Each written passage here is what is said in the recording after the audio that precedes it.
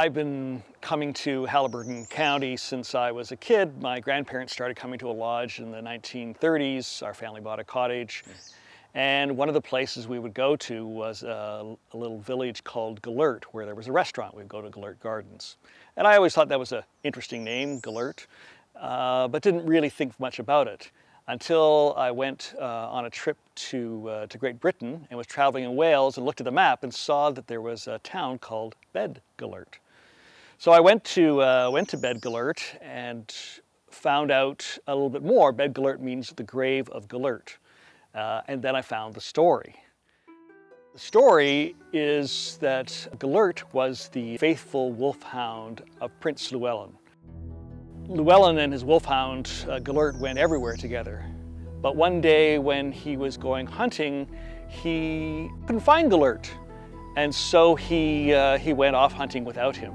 When he came back to the hunting lodge, there was GELERT, who came bounding up to him to welcome his master back home. But GELERT was all covered with blood. Llewellyn went into the hunting lodge and saw the cradle where his son had been, and it was upturned, and the baby was not there, and the blankets were covered with blood. And he looked at his dog and he said, "How could you have betrayed me like this?" And in a fit of passion, he pulled his sword and he killed his faithful wolfhound. With the dying cry of GELERT, he also heard the cry of the baby. And he went into the next room, and there in the corner was his baby son crying, and lying next to the baby was a dead wolf. It was obvious that GELERT had saved the child from the wolf.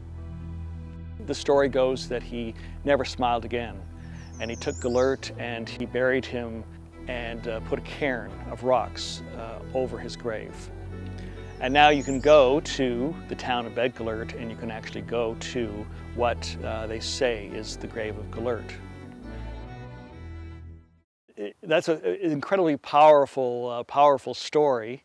Mary Ann is an incredibly well-known artist and working with animal imagery and really telling the story about humans' relationship with the wild.